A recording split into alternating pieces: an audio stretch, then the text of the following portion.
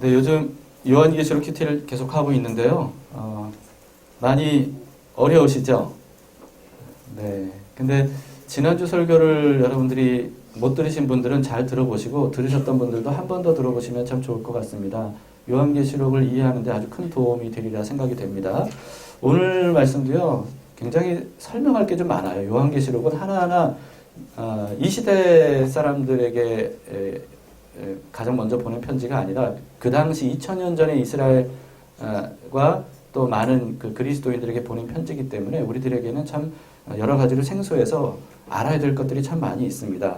귀담아 잘 들으시면 요한계시록을 이해하는 데 굉장히 도움이 되실 겁니다.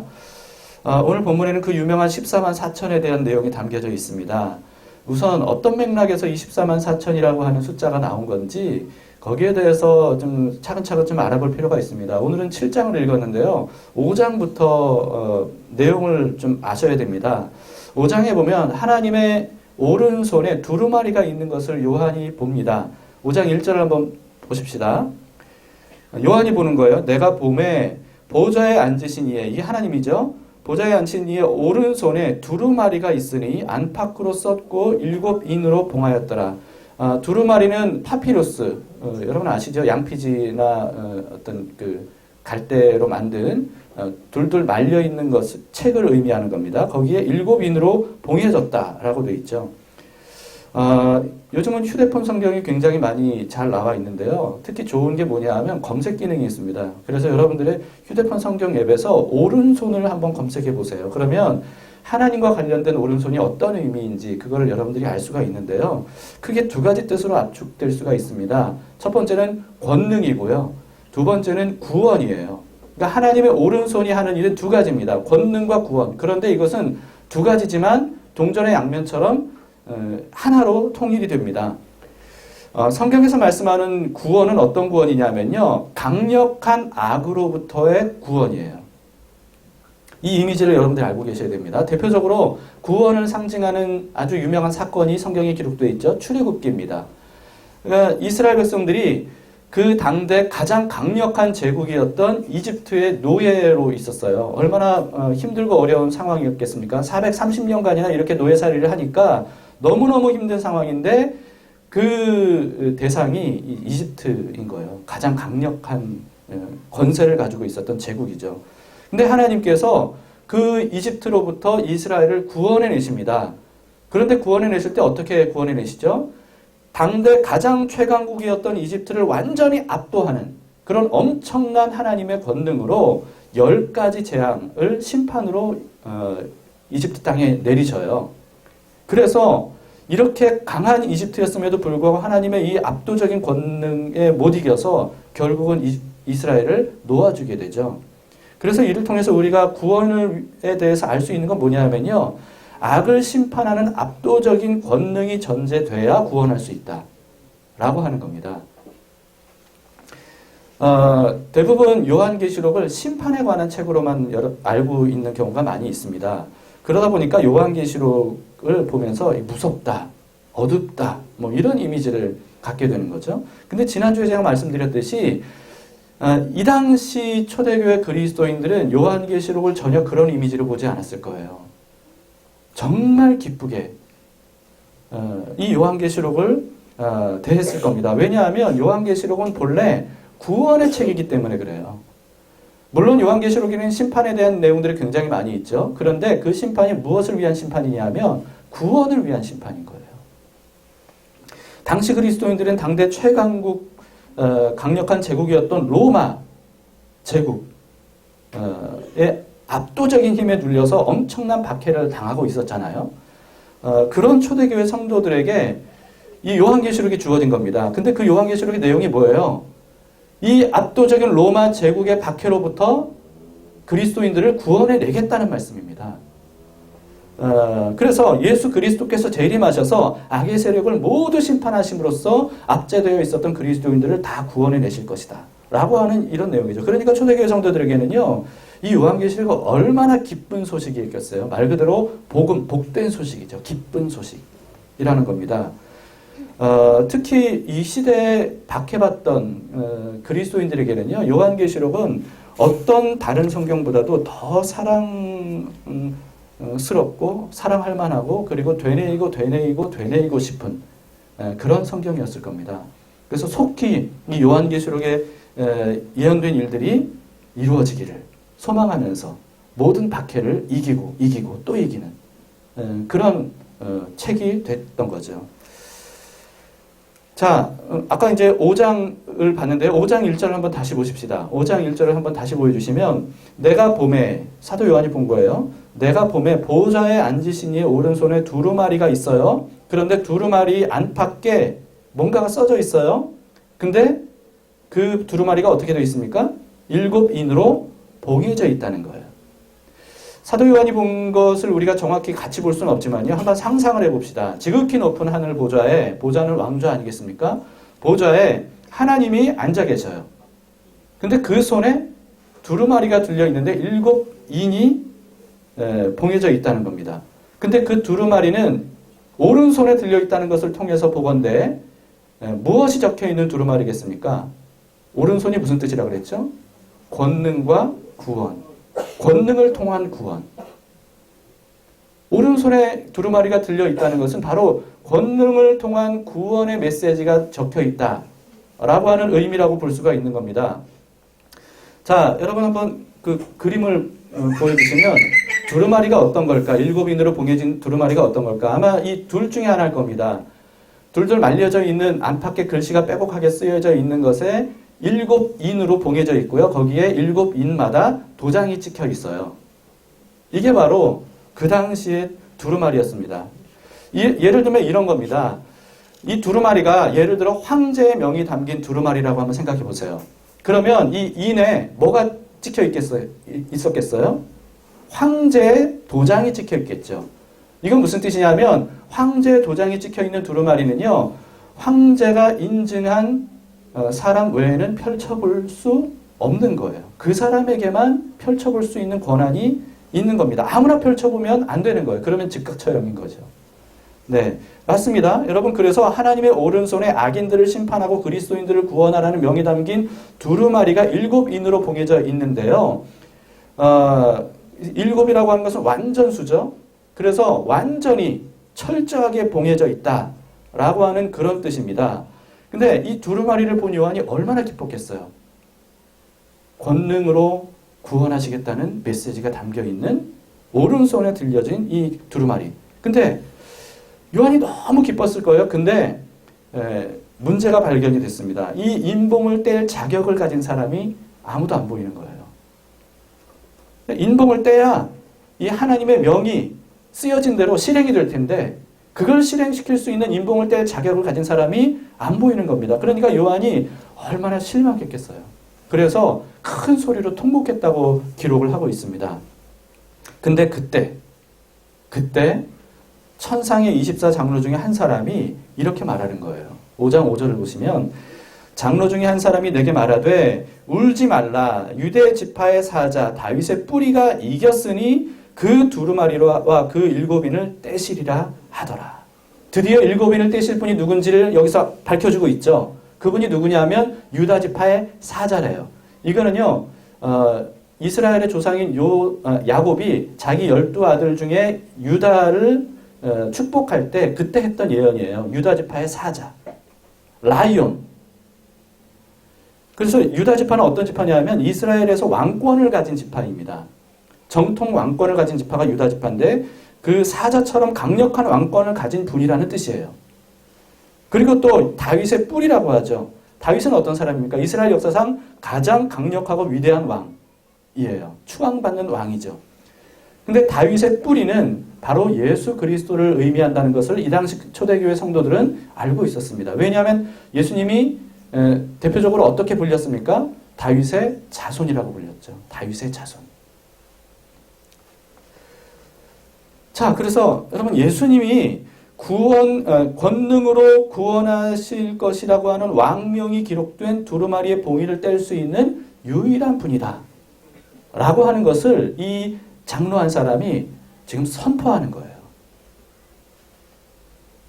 그리고 나서 바로 사도 요한 앞에 예수님이 등장하십니다. 자, 근데 유다 지파의 사자라고 소개했잖아요.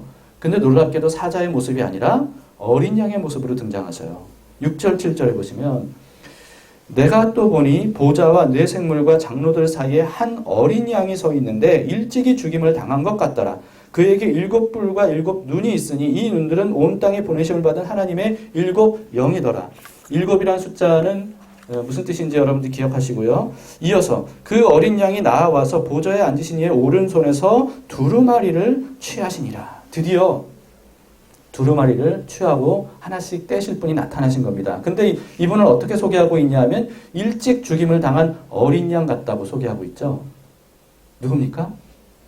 십자가에서 어린 양 제물이 되셔서 인류의 죄를 대신 지시고 죽으신 예수 그리스도를 의미하는 내용입니다. 그래서 그분은 유다 지파의 사자이면서 동시에 속죄 제물로 죽으신 어린 양이라는 거죠. 자, 어린 양의 모습으로 등장하신 예수님이 두루마리의 인봉을 하나씩 떼십니다. 그때마다 놀라운 광경들이 요한의 눈앞에서 펼쳐지는 거예요. 그렇게 6개의 인봉을 뗐어요. 7개 중에. 나머지 하나가 남았죠. 나머지 마지막 하나가 떼어지면 드디어 두루마리가 펼쳐지는 겁니다. 7개 전부가 떼어지기 전에는 펼쳐질 수 없는 구조죠. 마지막 한 개를 남겨둔 상황에서 오늘 본문의 이야기가 펼쳐지는 겁니다. 시작이 되는 겁니다. 자, 7장 1절 오늘 본문입니다. 7장 1절을 보시면 이 일 후에 내가 네 천사가 땅 모퉁이에 선 것을 보니 땅에 사방의 바람을 붙잡아 바람으로 하여금 땅에나 바다에나 각종 나무에 불지 못하게 하더라. 이게 6가지 인을 떼는 동안에 일어난 일들을 네 천사가 멈추게 했다는 뜻입니다. 4는 어떤 숫자냐면요. 땅 전체를 의미하는 수예요. 근데 네 천사가 네 땅 모퉁이에서 바람을 붙잡았다는 것은 땅 전체의 재앙과 심판을 잠시 멈추게 했다라고 하는 뜻입니다. 근데 왜 잠시 멈추게 했을까? 왜냐하면 2절에 보시면 이유가 나와 있습니다. 또 봄에 다른 천사가 살아계신 하나님의 인을 가지고 해 돋는 데로부터 올라와서 땅과 바다를 해롭게 할 권세를 받은 네 천사를 향하여 큰 소리로 외쳤다고 말하고 있죠. 네 천사 외에 다른 천사가 뭘 가지고 등장했어요? 하나님의 인, 하나님의 도장을 가지고 지금 등장한 거예요. 그러면서 모퉁이에서 재앙을 멈추게 한 네 천사들에게 말한다는 거죠. 근데 뭐라고 말했냐면 3절에 보시면 이르되 우리가 우리 하나님의 종들의 이마에 인치기까지 도장 찍기까지 이마에 도장 찍기까지 땅이나 바다나 나무들을 해하지 말라 하더라. 이렇게 기록하고 있죠. 자, 여러분 이 천사가 뭘 한다는 거예요? 하나님의 인을 가지고 하나님의 다시 보여주세요. 하나님의 종들의 이마에 인을 친다는 거죠. 한 사람 한 사람 인을 친다는 거죠. 이것도 상징적인 거죠. 실제 어떤 인을 치는 게 아니라 상징적인 거죠. 여러분 근데 도장을 찍는다는 것은 뭘 의미합니까? 소유권이에요. 누구의 소유냐? 그래서 그 하나밖에 없는 그 도장이 거기에 찍혔다면 그 도장 주인의 것이라는 뜻이죠. 다시 말해서 하나님의 종들의 이마에 인을 친다는 것은 무슨 뜻입니까? 하나님께 속한 사람들이다 라고 하는 것을 표시한다는 거예요. 자, 근데요, 이 인을 친다는 것은 여기에 처음 등장한 내용이 아닙니다. 성경이 여러 군데 등장하는데요. 그래서 이미 이스라엘 백성들은 더구나 이 당시 그리스도인들은요, 인을 친다는 게 무슨 뜻인지 알았습니다. 특히 에스겔서에 보면 에스겔도 똑같은 환상을 봤어요. 에스겔서 9장 4절에 보면 이렇게 되어 있습니다. 여호와께서 이르시되 너는 에스겔에게 하신 말씀입니다. 너는 예루살렘 성읍 중에 순행하여 그 가운데에서 행하는 모든 가증한 일로 말미암아 탄식하며 우는 자의 이마에 표를 그리라. 다시 말해서 예루살렘에서 있어서는 안 되는 일이 일어나는 것들에 대해서 슬퍼하고 탄식하는 사람들, 회개하며 하나님 앞에 기도하는 사람들, 이런 사람들의 이마에 표를 그리라는 거예요. 여러분 그러니까 당시 그리스도인들은요, 이마에 표를 그리고 이마에 인을 찍는다는 것이 생소한 표현이 아닌 겁니다. 이들은 잘 알고 있었던 표현이에요. 자, 특히나 초대교회 성도들은요, 이 인이 무엇을 상징하는지를 분명히 알고 있었습니다. 왜냐하면 바울이 해설을 해줬거든요. 인을 쳐주신다는 게 무슨 뜻인지 이렇게 해설했습니다. 고린도후서 1장 22절에 보시면 그가 또한 우리에게 인치시고 보증으로 우리 마음에 성령을 주셨느니라.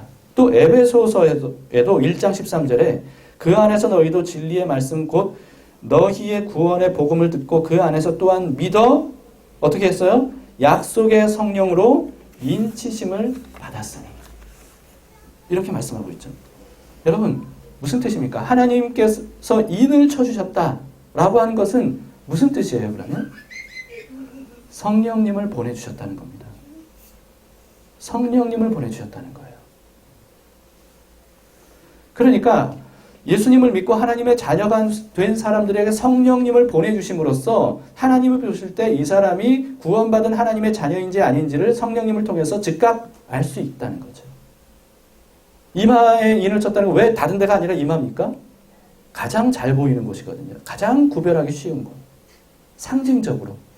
그런데 그 인이 바로 성령님을 의미한다라고 하는 겁니다. 그래서 여러분 성령님을 모시지 않은 사람은 하나님의 인을 받지 않은 사람이라는 거예요. 구원받지 못한 사람이다 라고 하는 겁니다. 로마서 8장 9절에서 이렇게 말씀합니다. 바울이 너희 속에 하나님의 영이 거하시면 너희가 육신에 거하지 아니하고 영에 있나니 하나님의 영이 거하시면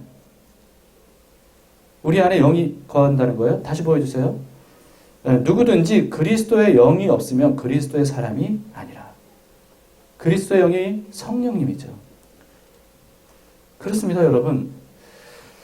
그런 의미에서 하나님의 종들의 이마에 인을 치시는 것은 한번 생각해 보세요. 이게 하나님께서 인을 치시는 게 아직 시작이 안 된 건가요? 아니면 이미 시작이 된 건가요? 아직 시작이 안 됐을까요? 앞으로 있을 일일까요? 지금으로부터 아직 있을 일일까요? 아니면 이미 시작이 된 일일까요? 이미 시작이 된 거죠. 이미 시작이 된 거죠. 언제부터 시작이 된 거죠? 여러분, 예수님께서 2000년 전에 6월절 어린 양 대속 제물이 되셔서 십자가에서 죽으셨죠? 그리고 3일째 되는 안식 후 첫날 주일이에요. 그날 초실절이었어요. 초실절에는 첫 열매를 하나님께 바치는 절기거든요. 근데 그날의 부활의 첫 열매로 예수님께서 부활하셨어요. 그쵸? 그리고 난 다음에 7주간의 추수 기간인 77절을 지납니다. 성경에 하신 분들 잘 기억하세요. 77절을 지납니다. 그렇게 해서 77절이 지난 다음에 50일째 되는 날 오순절에 어떤 일이 일어납니까? 다락방에 모여 있었던 예수님의 제자들에게 어떤 일이 일어나요? 성령께서 임하시죠. 이게 오순절 성령 강림 사건이잖아요. 성령님이 임하시죠. 그때부터 시작이 된 거예요. 그 성령 강림 사건으로부터 인치는 일들이 시작이 됐다는 거예요. 그리고 이 인치는 일이 지금까지 진행 중이라는 거죠. 여러분, 그렇기 때문에 오늘 본문의 말씀이 아직 이루어지지 않은 말씀이고 종말이 되면 언젠가 이루어질 말씀이다. 이렇게 해석해서는 안 됩니다. 왜냐하면 인치는 것은 성령님이 강림하시는 것을 의미하기 때문에 그래요. 신천지를 비롯해서 이단 사이비들은 이 요한계시록을 굉장히 좋아합니다. 그러면서 요한계시록이 아직 이루어지지 않고 종말에 이루어질 예언이라고 말해요. 그러면서 이 종말에 이루어진다고 약속된 이 예언이 자신들에게 적용될 거다. 이렇게 해석을 하죠. 근데 다 잘못된 해석입니다. 인을 마음대로 해석하고 지난주에도 말씀드렸죠. 666도 마음대로 해석을 해요. 여기서 말하는 인과 666은 반대예요. 여기서 말하는 이는 하나님께서 구원받은 사람들에게 찍어주시는 이고 666은 짐승의 표죠. 구원받지 못한 짐승에게 속한 사람들에게 찍히는 것이 상징적으로 666으로 표현이 된 겁니다. 근데 이것들을 자기네들 마음대로 해석을 하는 거예요. 그러나 그 당시에 이미 시작이 됐던 일이라는 거죠. 여러분은 하나님의 인을 받으셨습니까?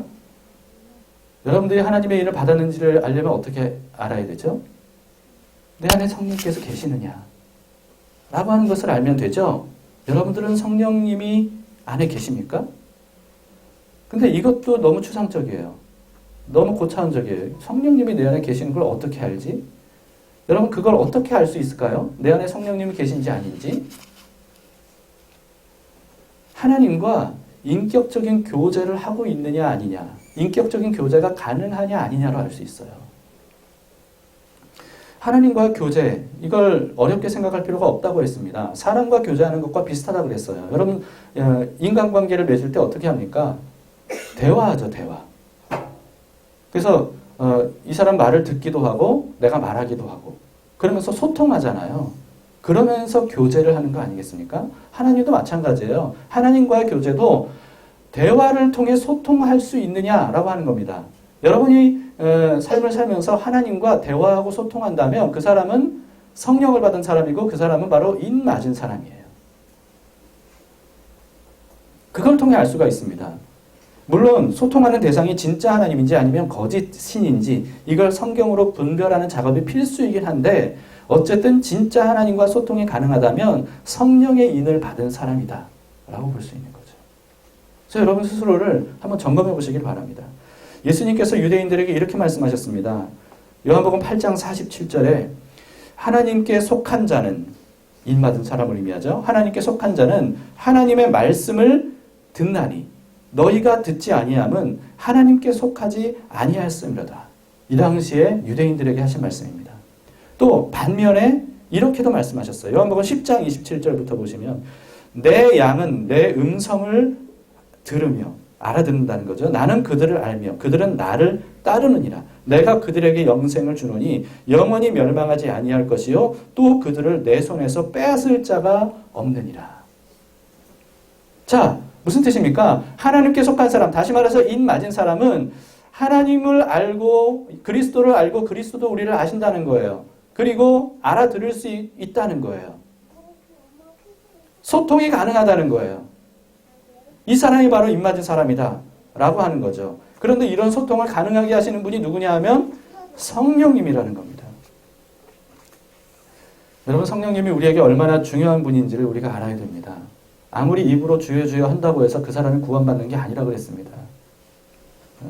성령님에 의해서 하나님과 소통할 수 있는 사람, 하나님과 동행하는 사람, 하나님과 깊은 관계를 맺고 살아가는 사람, 이런 사람이 아니면 그 사람은 하나님과 아무 상관이 없는 사람이에요. 여러분 천국은 어떤 사람이 들어간다고 그랬죠? 천국은 하나님과 관계를 맺은 사람, 하나님 가족만이 들어갈 수 있다고 그랬어요. 우리 집도 마찬가지 아니겠어요? 우리 집에서 누가 살아요? 가족들이 사는 거죠. 가족이 아닌 사람, 특히 그 악한 사람이나 모르는 사람, 이런 사람들은 집에 못 들어오게 하잖아요. 하나님의 집인 천국도 마찬가지예요. 하나님과 관계를 맺어서 하나님과 교제를 하고 하나님이 나를 누군지를 알고 내가 하나님이 누군지를 아는 이런 사람, 이런 사람만 천국에 들어갈 수 있는 사람이고 이런 사람이 바로 인 맞은 사람이다 라고 하는 사람입니다. 것입니다. 여러분 하나님과 소통하는 것에 대해서 좀 자세히 더 알고 싶으시면요, 이번 달 읽을 책 하나님의 음성을 듣는 것은 은사가 아닙니다. 이 책을 여러분 꼭 읽어보세요. 하나님의 뜻이 뭘까? 이걸 궁금해하면서 이런 책을 안 읽으시면 안 됩니다. 하나님과 대화하는 게 뭘까? 그걸 하나님의 음성을 어떻게 듣는 걸까? 그걸 알고 싶으면서 이런 책을 안 읽으시면 안 돼요. 그러니까 여러분들이 이 책을 꼭 읽어보시길 바랍니다. 만약에 여러분이 하나님과 소통이 가능하다면 그건 무슨 뜻입니까? 여러분이 하나님의 인을 맞은 사람이다. 다시 말해서 하나님께 속한 사람이다 라고 하는 뜻입니다. 하나님께 속한 사람에 대해서 하나님이 이렇게 말씀하셨어요. 이사야서 43장 1절에 야곱아 너를 창조하신 여호와께서 지금 말씀하시느니라. 이스라엘아 너를 지으신 이가 말씀하시느니라. 너는 두려워하지 말라. 내가 너를 구속하였고 내가 너를 지명하여 불렀나니 너는 내 것이라. 무슨 뜻입니까? 하나님께서 넌 내 거야. 넌 나에게 속했어. 라고 하시는 거예요. 왜냐하면 가장 비싼 값을 치르고 너를 구원했거든. 그러니까 넌 나에게 속했어. 다시는 널 빼앗기지 않을 거야. 넌 내 거야. 라고 하는 거죠.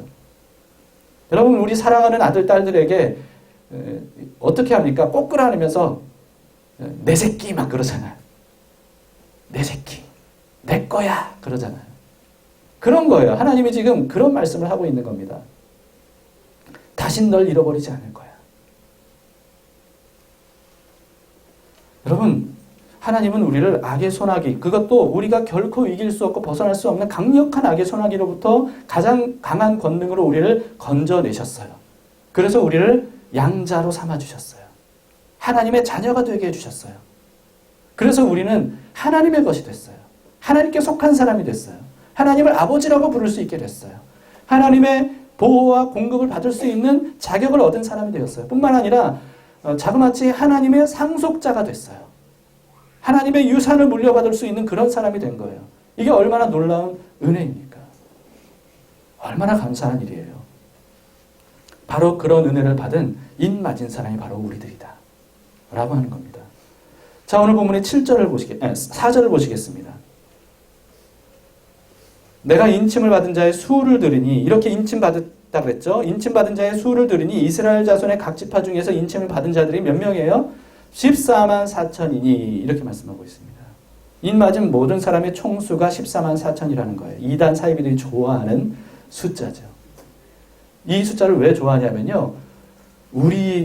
우리한테 와야 돼. 우리한테 빨리 와야 돼. 14만 4천이 넘기 전에. 이런 거예요. 그러니까 이 요한계시록을 자기네들에게 다 적용시키면서 요한계시록을 이루는 분은 바로 우리 교주님이야. 교주라는 표현은 안 쓰지만 예를 들면 이만희 총회장님이야. 뭐 이런 식으로 그러면서 선착순으로 그 숫자에 빨리 들어야 된다고. 그 경쟁심을 불러일으켜요. 빨리 들어와야 된다고.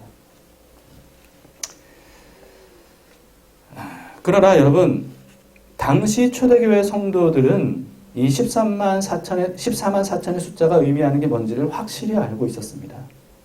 왜냐하면 이들은 숫자 하나하나마다 의미가 있다 그랬죠. 3은 하나님을 상징하는 하늘의 완전수입니다. 4는 아까 말씀드렸듯이 땅 전체를 의미하는 수예요.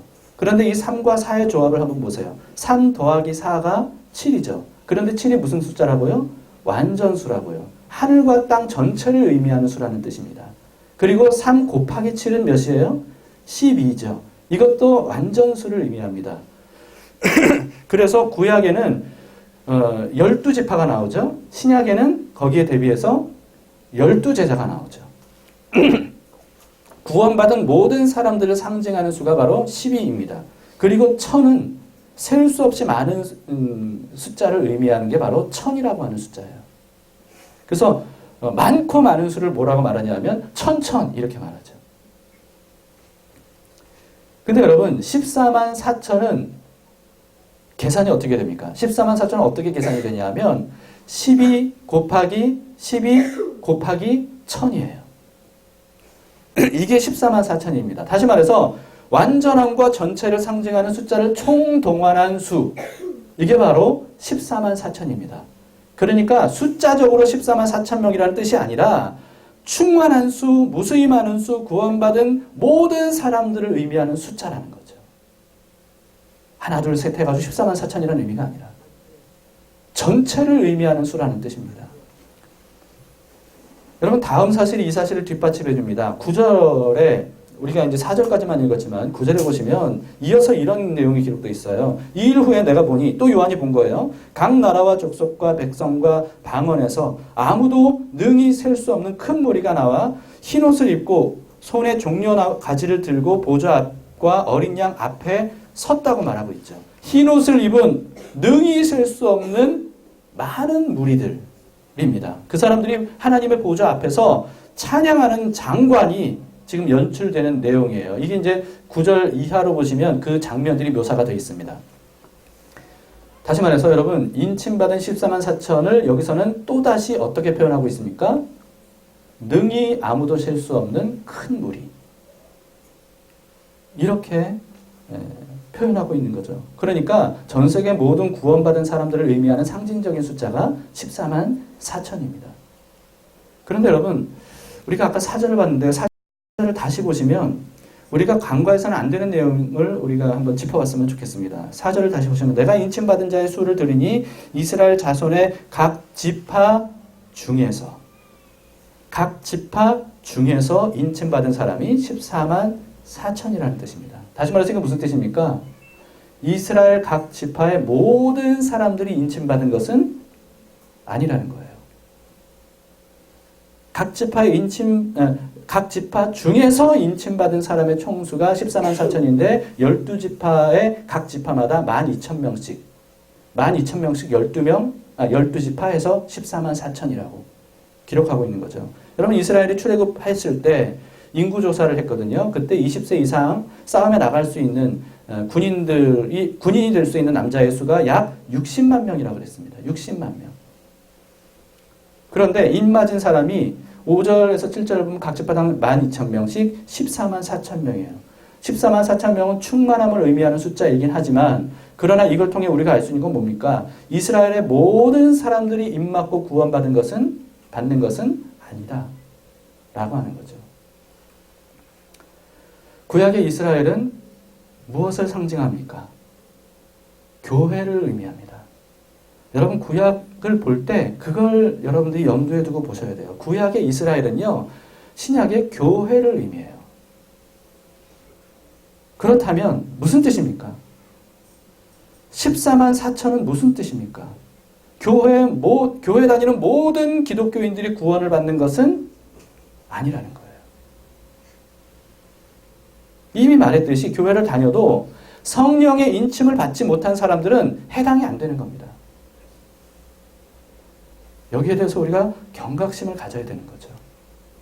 아까 말씀드렸죠. 그래서 여러분 구원 받아서 천국에 들어가는 사람들은 하나님 나라에 들어가는 사람들은 어떤 사람들이라고요? 하나님과 개인적인 관계를 맺은 사람들이라는 거예요.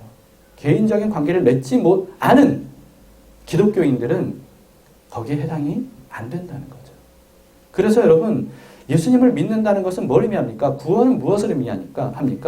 하나님과 관계에 맺어지는 것을 의미하는 거예요. 이 기독교 신앙은요, 관념적이거나 종교적인 신앙이 아닙니다. 실제적으로 하나님과 관계를 맺고 소통하는 관계성이 있는 신앙이 바로 성경이 말하고 있는 구원이고 천국입니다. 그렇기 때문에 구원의 복음은 교회 밖에 있는 사람들에게만 전하는 게 아니에요. 복음 전도는 밖에 있는 사람들에게만 하는 게 아닙니다. 그보다 복음을 가장 먼저 전해야 되는 것은 교회 안이에요. 교회 안에 복음이 필요합니다. 오늘날 교회의 문제가 뭡니까? 복음이 뭔지를 몰라요. 예수님이 누군지를 몰라요. 구원이 뭔지를 몰라요. 성령이 무슨 말씀을 하고 있는지 몰라요. 그냥 여러 종교 중에 기독교를 선택한 사람들이 많아요. 자기 마음에 드는 점들이 많이 있으니까. 그러면서 하나님과 관계없는 삶을 살아요. 하나님이 뭐라고 말씀하셨든 상관하지 않아요. 들으려고 하지 않아요. 세상 사람들과 똑같이 살아가요. 여러분 이런 사람들이 어떻게 구원을 받겠냐는 거죠. 예수님께서 말씀하셨어요. 그래서 주여 주여 하는 자마다 다 하나님 나라에 들어가는 게 아니다. 하나님 말씀 듣고 있느냐? 하나님께 말씀 드리고 있느냐? 하나님과 개인적인 소통을 하고 있느냐? 하나님의 인도하심을 따라 살고 있느냐? 그걸 물어보시는 거죠. 여기에 대해서 우리가 경각심을 가져야 됩니다. 여러분들이 인 맞으셨나요? 하나님과 소통하고 계신가요? 하나님과 관계 있는 삶을 살아가고 있습니까? 이게 중요한 거예요. 그렇기 때문에 구원의 복음 교회 안에 있는 우리들에게 필요하다. 계속 필요하다. 생각하셔야 됩니다. 바울이 로마 교회에 있는 성도들에게 편지를 보냈는데 이렇게 보냈어요. 로마서 1장 15절에 보면 그러므로 나는 할 수 있는 대로 로마에 있는 너희에게도 뭘 하기를 원해요? 복음 전하기를 원하노라. 로마 교회 밖에 있는 사람들을 의미하는 게 아니에요. 로마 교회 이 편지를 받는 성도들에게 복음을 전하기를 원한다고 말하고 있습니다. 근데 여러분 바울이 있는 곳과 이 로마는 굉장히 먼 거리였어요. 너무너무 먼 거리였어요. 그런데 그 먼 거리를 마다하지 않고 로마까지 가서 이 성도들에게 복음 전하기를 원한다. 이렇게 말하는 거죠. 여러분 복음을 잘 알고 계십니까? 예수님께서 나를 위해 죽으신 거. 예수님이 2000년 전에 계신 걸 알고 그리고 예수님이 모든 인류의 죄를 위해서 십자가에서 죽으신 거 난 알지. 그걸 안다고 해서만 구원받는 게 아니라고 했습니다. 인지적으로 아는 것과 그것을 믿고 인치심을 받는 것은 다른 의미라고 그랬죠. 관념적인 게 아니라고 그랬습니다. 실제적으로 하나님과의 관계를 예수 그리스도를 통해 맺어야 되는 거죠. 복음을 잘 알고 있다면서 더 이상 복음 듣기를 싫어하는 사람들이 교회 안에 많이 있습니다. 그거 초신자들이나 공부하는 거지. 난 이미 다 알고 있어. 그건 난 안 들어도 돼. 난 이미 다 알고 있고 믿고 있어. 여러분, 이런 사람들은요, 어떤 의미에서는 복음을 전혀 모르는 사람이에요. 만약에 복음이 뭔지를 진짜 알잖아요. 이 복된 소식, 기쁜 소식이 뭔지를 진짜 알잖아요. 그러면 이 복음을 듣기 싫어할 수가 없어요. 이 복된 소식을 왜 듣기 싫어하겠어요? 이 당시 여러분 박해받던 이 그리스도인들이 복음 듣기 싫어했을까요? 나 그거 이미 다 알고 있는데 왜 자꾸 얘기해? 요한계시록 이제는 지겨워. 그랬을까요? 전혀 아닙니다. 이들은 복음을 듣고 또 듣고 더 듣고 뿐만 아니라 더 깊이 알고 싶었어요. 더 많이 알고 싶었어요.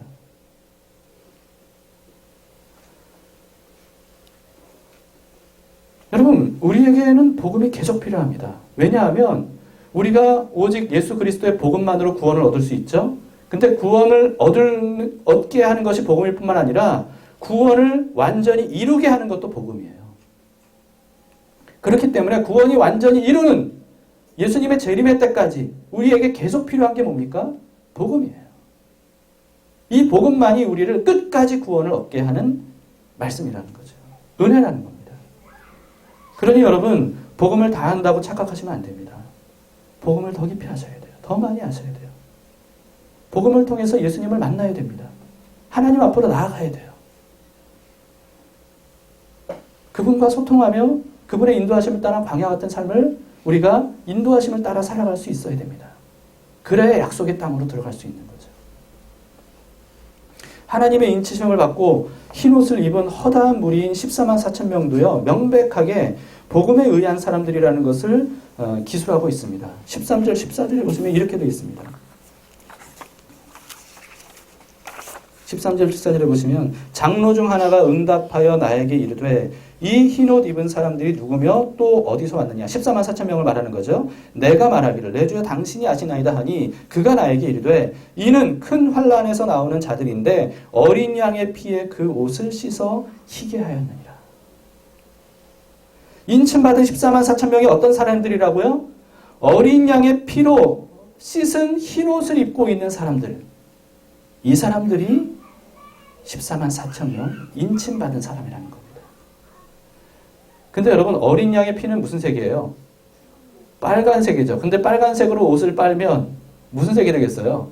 빨간색이 될 텐데 여기는 희게 되었다. 이렇게 말씀하고 있습니다.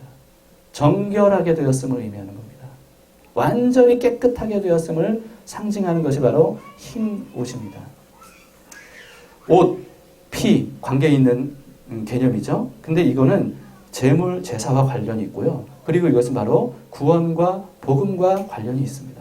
여기에 대해서 긴 설명을 드리기가 참 어려운데 범죄한 아담과 하와를 위해서 하나님께서 하신 일이 있습니다. 그건 뭐죠? 짐승을 처음으로, 하나님이 창조하신 짐승을 처음으로 죽였어요. 그리고 가죽을 벗기셨습니다. 그 가죽으로 하나님이 직접 아담과 하와에게 옷을 입혀주셨어요. 가죽 옷을 입혀주셨습니다. 이게 바로 제물과 제사의 기원이면서 복음의 기원이에요. 근데 그 제사와 제물, 복음의 기원이 되는 여기서 핵심이 뭐예요? 옷을 입혀주셨다는 거죠. 부끄러움을 가려주셨다는 겁니다. 죄를 가려주셨다는 거예요. 이 상징적인 사건을 성취하신 분, 그분이 바로 예수님입니다. 유월절 속죄양으로 십자가에서 모든 몸의 피를 다 흘리시고 인류의 죄를 대속해서 죽어주셨어요. 그로 인해 우리의 죄를 가려줄 흰 옷을 입혀주셨어요. 그분이 바로 예수 그리스도세요. 여러분, 예수님을 믿으십니까? 우리의 모든 죄가 예수님의 십자가 사건으로 인해서 완전히 사함받았음을 믿으세요? 그래서 성령님께서 여러분들에게 오셔서 인침받았음을 여러분들이 믿으십니까? 그렇다면 이제부터 그분과 소통하세요. 하나님과 앞에 나아가시기 바랍니다. 하나님을 바라보시고 그분의 이름을 부르세요. 그리고 그분의 음성을 들어보세요. 우리가 그렇게 살아갈 때 우리는 우리가 바로 예수 그리스도의 옷을 입은 사람들이라는 겁니다. 이 옷을 절대 벗어서는 안 됩니다. 이 옷을 입고 벗어서는 안 된다는 것은 이제는 내 생각, 내 뜻대로 살고 이 세상 방식, 여기서 이 세상에서 배운 대로 살아간다는 뜻이 아니라 그리스도께서 인도하시는 대로 살겠다는 겁니다. 예수 그리스도의 옷을 입는다는 것은 나를 부인하고 예수님이라면 어떻게 하셨을까? 내가 원하는 건 이건데 예수님이라면 이때 이 상황에서 어떤 걸 원하셨을까? 어떤 선택을 하셨을까? 어떤 반응을 보이셨을까? 이걸 생각하면서 그분이 하시는 것처럼 우리가 하는 거예요. 이게 바로 예수 그리스도의 옷을 입고 사는 사람입니다. 자기를 부인하고 예수님을 따라가는 사람이죠. 갈라디아서 2장 20절에서 이렇게 말씀합니다. 마지막 말씀입니다. 이 말씀 읽고 마칠 건데요. 같이 읽겠습니다. 시작. 내가 그리스도와 함께 십자가에 못 박혔나니 그런즉 이제는 내가 사는 것이 아니요 오직 내 안에 그리스도께서 사시는 것이라. 이제 내가 육체 가운데 사는 것은 나를 사랑하사 나를 위하여 자기 자신을 버리신 하나님의 아들을 믿는 믿음 안에서 사는 것이라. 그렇습니다. 14만 4천 명 하나님의 인을 받은 어린 양의 피로 깨끗하게 희게 씻은 바다 그 옷을 입은 사람들, 이런 사람들은 다름 아니라 그리스도로 사는 사람이에요. 작은 예수로 사는 사람들입니다. 예수님의 제자로 사는 사람이에요. 예수님처럼 살아가는 사람이에요. 이런 사람들이 바로 인 맞은 14만 4천 명입니다. 오늘날 우리가 기독교인들이 멸시받는 세상을 살아가고 있습니다. 그것은 복음을 잃어버렸기 때문이에요. 구원받지 못한 사람들이 마치 구원받은 사람인 것처럼 그렇게 예수님과 관계없이 전혀 예수님처럼 살지 않은 그런 삶을 살았기 때문에 이런 결과가 오늘날 있게 된 겁니다. 이제 우리는 선택해야 됩니다. 내 안에 성령님이 인으로서 오셨다면 그분과 더불어 함께 살아갈 것인가? 아니면 그냥 주일에만 예배드리고 내가 할 것 딱 하고 헌금 드릴 거 드리고 그리고 나의 평소의 삶은 관계없는, 하나님과 관계없는 삶을 살 것인가? 우리가 각자 선택해야 됩니다. 오늘날 마지막 시대를 살아가고 있는 우리들에게 이 말씀은 우리에게 큰 도전이 됩니다. 인 맞은 사람으로 살아갑시다. 그리스도로 살아갑시다. 내가 사는 것이 아니라 이제는 내 안에 그리스도로 살겠습니다. 라고 하는 이 결단을 가졌으면 좋겠습니다. 이 14만 4천 명이 하나님 보좌 앞에서 엄청나게 장관으로 찬양하는 내용이 9절 이하에 나오게 됩니다. 오늘 우리가 부를 찬양이 우리 보좌 앞에 모였네 라고 하는 찬양인데요. 바로 그 광경을 노래로 지은 찬양입니다. 이 찬양 함께 부르고 우리 같이 기도하겠습니다.